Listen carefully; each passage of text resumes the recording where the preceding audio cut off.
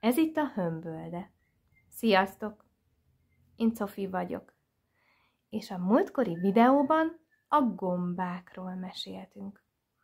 Ígértem, hogy elhozom a kalapom. Na, mindjárt megmutatom. Figyelj! Ez itt a kalapom. Na, jól áll? Így néz ki. A tiéd milyen? Neked is van ilyen szép, széles karimája? Ilyen van a gombának is.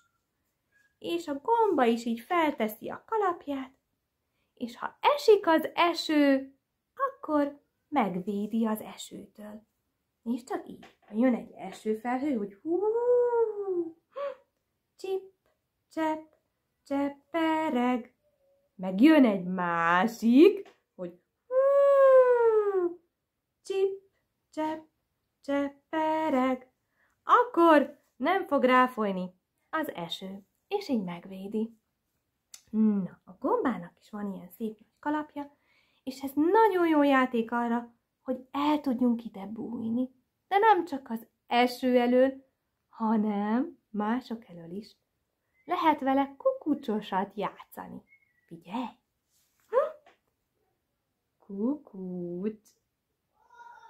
Hol van a Cofi? Itt vagyok!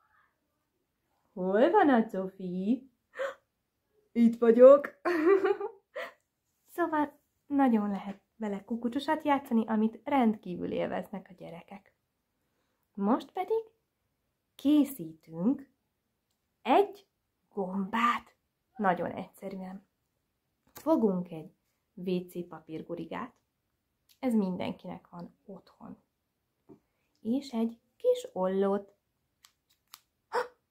Hallgass csak, milyen hangja van az ollónak? Nyisz, nyasz, nyisz, nyasz. És most anya szépen bevágja a WC papírgurigát. Nézd, 2 kis vágást készítünk. Egyet itt, mutatom, nyisz. Egyet pedig a másik oldalán. Így, nyasz. Egymással szemben 2 kis vágást.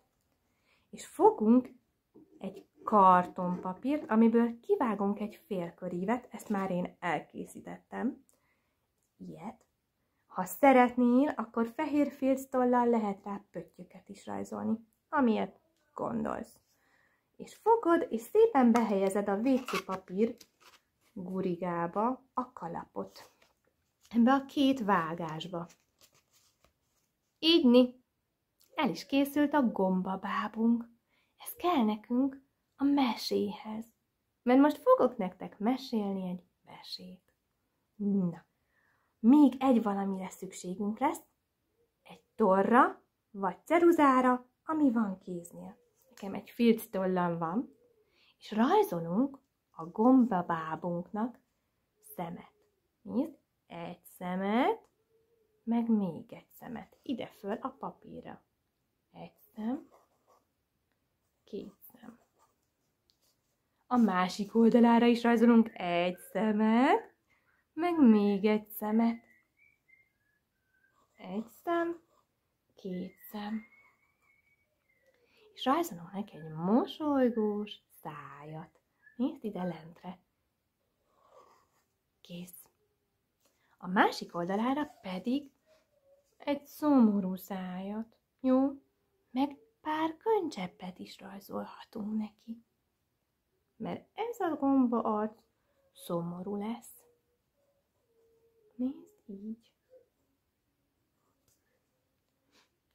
Ő egy szomorú gomba, ő meg egy vidám gomba. Na, és most figyelj, ha elkészültetek, akkor elkezdem a mesét. Volt egy kicsi erdő, közepén egy gomba, piros-fehér pöttyös kalapka volt rajta. Arra szállt az égen egy kíváncsi csóka. Ott egy csókamadár. Szia, gomba! Meglátta a gombát, meg is állt egy szóra. Milyen pompás kalap! Nem adod-e nekem? Nem sütni a napfény annyira a fejem. Nem adhatom oda, válaszolt a gomba, de a dühös csóka lecsavarta róla. A csókamadár elvitte a gomba kalapját. A gomba meg nem akarta neki odaadni, és nagyon szomorú lett. A gomba mellett állt egy tölgyfa. Segíts, tölgyfa, segíts! Kapd el azt a csókát! Zokogott a gomba, lógatta az orrát. A tölgyfa meg elkezdte mozgatni az ágait, nagy szél kerekedett, és a csóka madarat az egyik ágával